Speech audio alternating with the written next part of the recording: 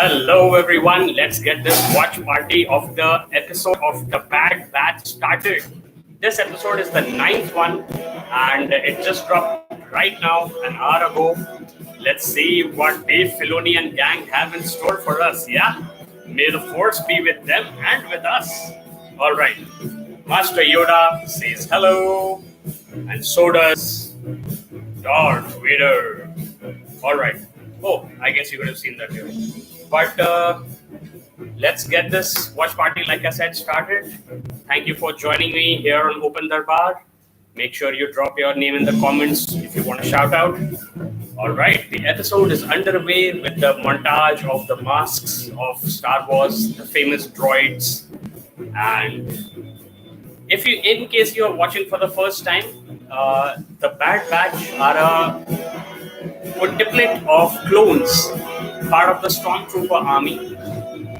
They are called Hunter, Wrecker, Tech, and Omega. Crosshair. Omega has just joined them. She's a little kid.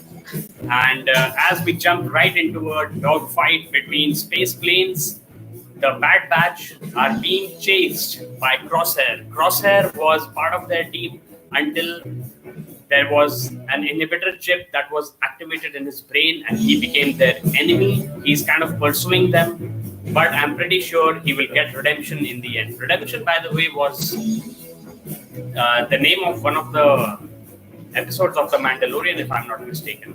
All right, so the Bad Batch have shifted into hyperspace and Crosshair cannot track them. Okay, we are catching up with Omega, who was abducted by a bounty hunter in the last episode. So this bounty hunter was a different one than Fennec Shand. Fennec Shand played an awesome part in The Mandalorian, and she is continuing to be voice acted by Ming-Na Wen, who also played an excellent role in Agents of S.H.I.E.L.D. So nice crossover between the Marvel Cinematic Universe and the Star Wars universe right there. All right. So I think this little droid who belongs to the bounty hunter and whose leg has been knocked off has been voiced by Seth Green. All right. Here we go. I think we are going to have a look at the bounty hunter. He's an alien fellow, as is to be expected in any Star Wars story. And his name is Cad Bane. All right. This episode has a 24-25 minute runtime. So we are going to be catching up with where he's taking Omega and whether he's been employed by the same people who employed Fennec Shand to track down this very valuable clone. Omega, by the way, is voiced by Michelle Ang, a New Zealander, and by that factor itself, she has joined the list of my favorite people after Taika Waititi from New Zealand. And 2 years to go for Thor, Love and Thunder. But before that, we have a lot of Marvel movies coming out, starting with Black Widow. Make sure you check out my video about the upcoming Marvel Phase 4 slate. And let's get back to the Bad Batch. All right. So the aliens who actually manufacture the clones for the Empire or the Republic, depending on timeline, they are the ones who are employing bounty hunters to make sure that the Omega clone is returned to them. Okay, so they are forming a plan in which they are going to get Omega back. At the same time, there is this always present threat of the Republic and the Empire, warring against each other. Star Wars universe is unique in that aspect because it shows the petty part of aliens and the megalomaniac part of humanoids, I will say. Because the starting sentence of Star Wars is a long time ago in a galaxy far, far away, you have to wonder, did the humans originate from there and become us? But those big philosophical questions are for the Star Wars fandom to answer and us to ask. All right. If you have any thoughts about the Bad Batch, make sure that you share them in the comments, and I'll try and get back to you. We can check out what's going to happen in this story, which is about halfway done. So this is the 9th episode out of a total of 16. Okay, so we are just beyond the halfway point, and things have taken an ominous turn because the most desirable clone out of all these 6, Omega, has been captured by a bounty hunter. There's a lot of understory and backstory that is going on in the Star Wars universe as well. Because when Order 66, which was the order to kill all Jedi, was issued, that is when this Bad Batch kind of broke away from the programming that all clones have. And Jango Fett has been name dropped and explained. Omega is a pure genetic replication of Jango Fett, apparently. And Jango Fett, of course, is the original clone from whom Boba Fett of The Mandalorian and so many awesome Max Star Wars appearances comes from. So Boba Fett is going to get his own series, The Book of Boba Fett, along with Fennec Shand, played by Ming-Na Wen. And I can't wait to watch that with you as well. Okay, so that is just an excellent development. In terms of storytelling, the Bad Batch is great because all these sequences of backstory are interlaced with nice action and very witty dialogue, right? So a kid here is trying to convince a drone to let him out of his prison cell, and he straight up says, "I'm only a kid," and he has convinced the drone to let him out of his cell. And obviously, she's going to make a run for it. She's going to try and make a run for it. And these are the kind of emotions that Star Wars is very good at portraying. You know, it's not just empires or superpowered beings against each other or against one another. It's more like there are small little stories that are going on which make a difference to the larger picture. So audiences can kind of relate to people who have to overcome difficulties, as always. So here the kid has helped out the drone, and she has reattached his leg, which it had lost while they were capturing Omega. So the bounty hunter and the drone are now forming a bond, forming a connect, and Omega has temporarily shorted out the drone so that she can make her bid for escaping, make a bid to escape. The bounty hunter comes out of hyperspace with that iconic blue straight lines streaming out from a focal point in the screen. That is classic Star Wars. In some of the episodes of this series, those transitional vibes of the screen coming in from the side or from top and bottom have also been used. So I think that's Dave Filoni at work there. He kind of either unconsciously or straight up out and out tells his directors or plays his part as showrunner in making sure that Star Wars fandom gets a little bit of fan service, even though it's just a really simple callback to the original Star Wars series. Okay.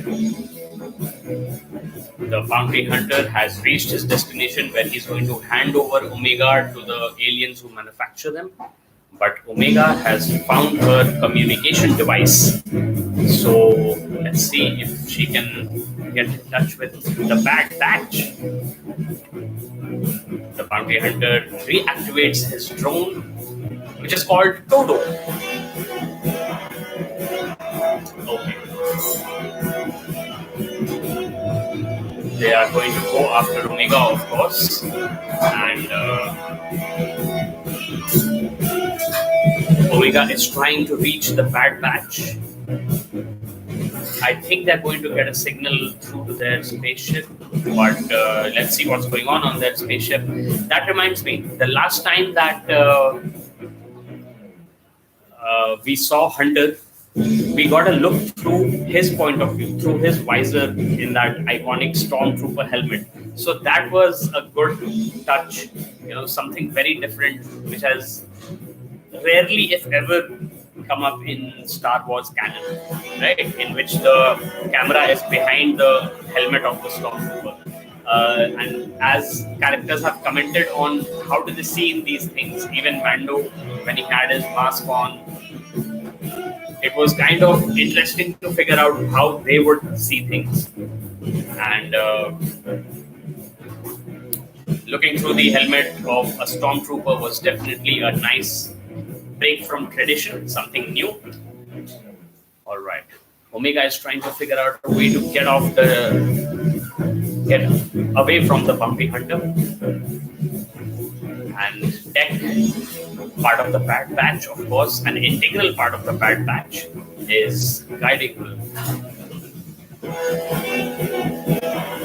She has unfortunately been captured by the bounty hunter. Okay, so the communication device has been destroyed by the bounty hunter, Cat Bane. And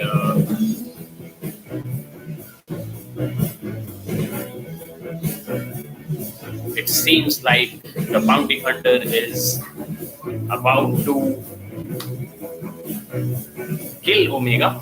But of course, unless there is that imminent threat of death, why would fiction exist, right? Unless it's my kind of science fiction, which I'm writing right now and which you can check out on Scrollstack. I'll drop a link in the description to the ongoing sci-fi series that I'm writing. And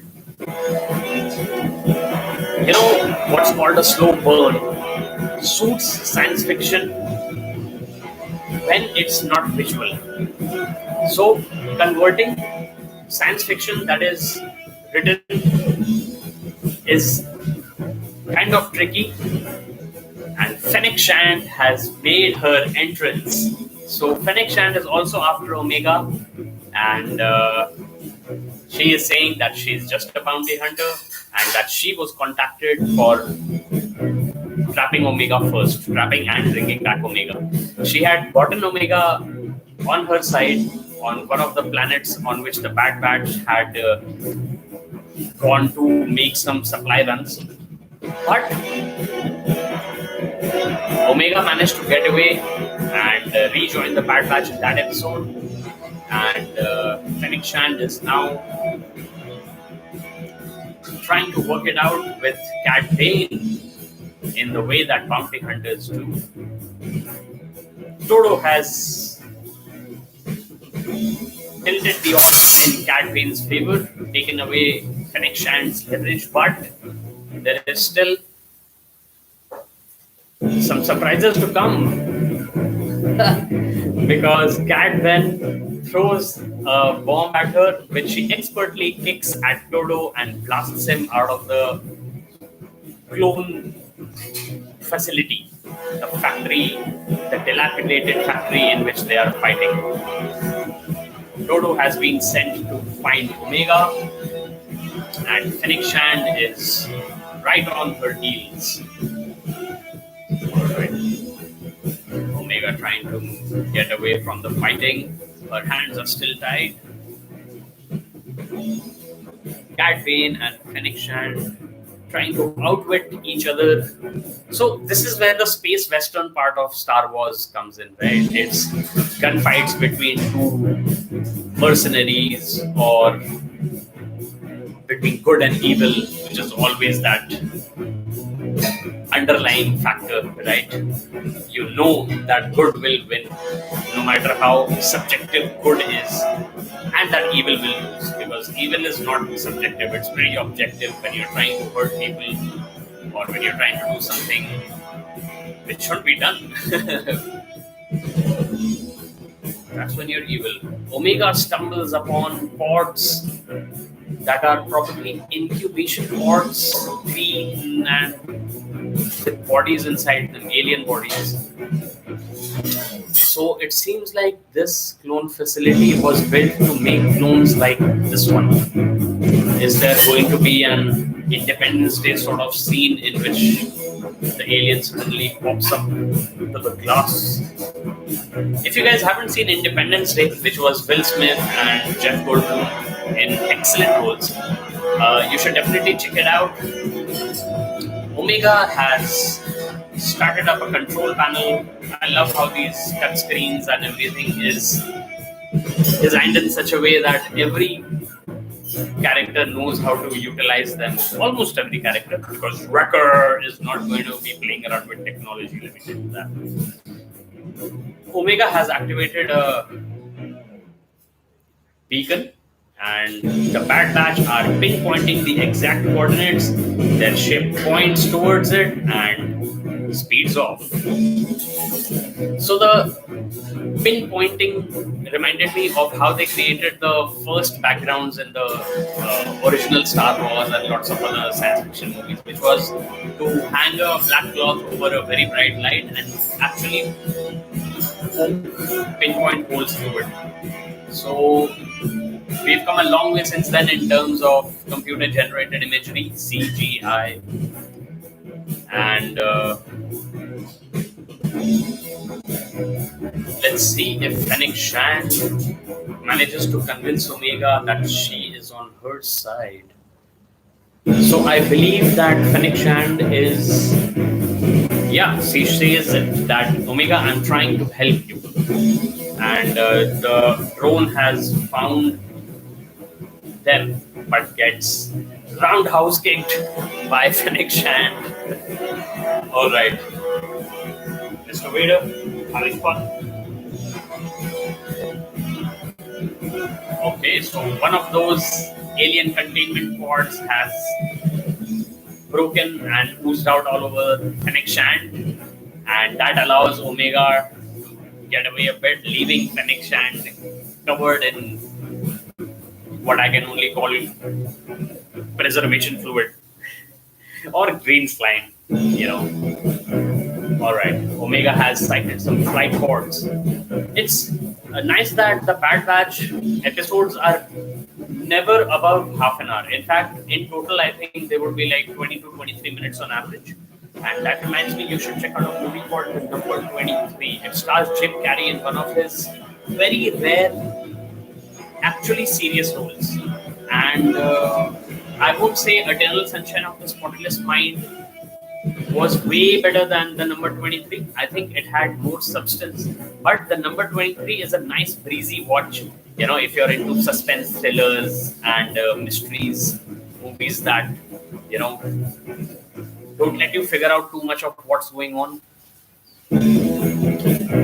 until everything starts to, gel together and climax. So coming to the climax of this episode, around 6 minutes total remain, which means the credits are so small, barely a minute, that it allows for a lot of action to go on during the episode. The drone is still trying to capture Omega, and Omega is climbing a long ladder attached to the top, to the side of a tower. And there we go, drone riding.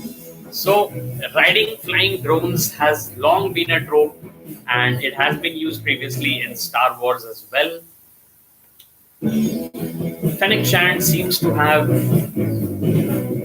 beat up Cad Bane, and the drone has landed on its head. It's inverted and somehow unable to right itself.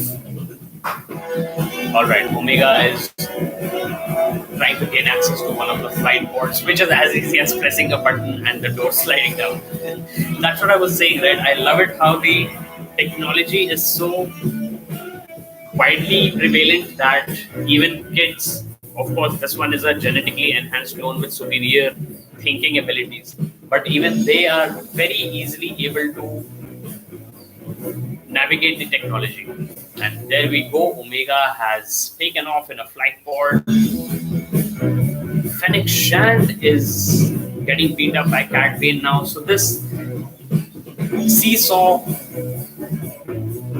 between the two mercenaries, the two bounty hunters, is taking up the entirety of this episode, because the Bad Batch are only on their ship and trying to get to where Omega is, or rather was, because she's just taken off in a flight pod.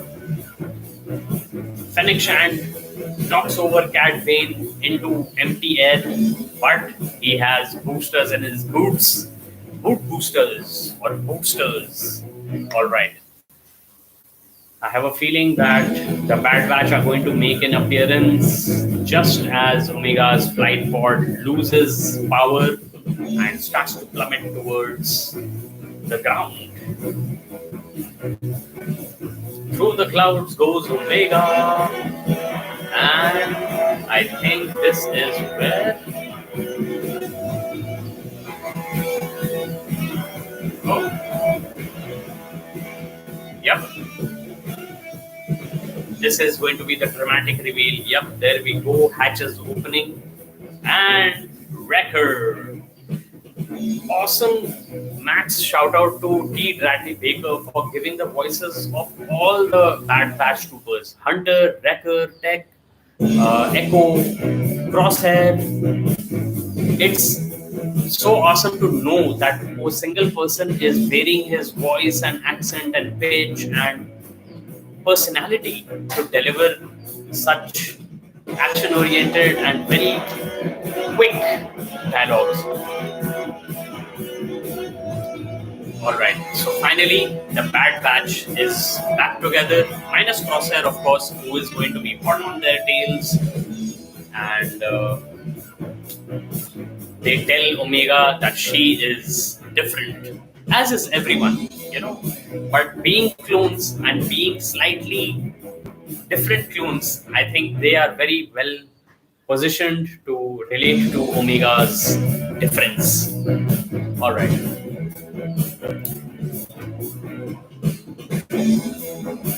Okay, so Fennec Shand has taken off, no doubt, again in pursuit of Omega, and Cad Bane has been left behind with a sabotaged ship.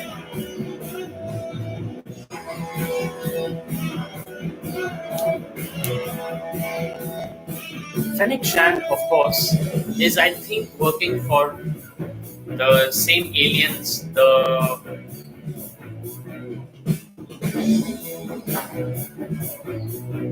aliens who make the clones. But it seems that within them there is division, because the lady leader has contracted Fennec Shand as a bounty hunter to capture Omega and keep her safe from harm and get her to her. Okay. So, I think we are coming to the end of this episode, because things are back to normal as can be aboard. I forgot the name of the ship. It was mentioned in the last episode. And Hunter and Omega are going to have a chat, which is going to set up the rest of the episodes. It's about to end, and Hunter recommits his dedication to Omega, to keeping her safe, and I have a feeling that as the series will come towards the climax, they will join the Rebel Alliance, right? And Omega will, of course, become a great asset towards them defeating the evil Empire, personified in this case by Darth Vader. End of the episode. Thanks so much for watching. Please make sure that you subscribe for lots more Marvel, Star Wars, and sports. And see you all next time. That was my own composition, by the way. So, Bounty Lost is the name of the episode. Thanks so much. I'm going to be putting up my 1-minute review of episode 9 of The Bad Batch in the next 5 minutes. So make sure you watch that. And may the Force be with you. Stay safe. Goodbye. This is Aradhya Akshar signing off from Open Darbar.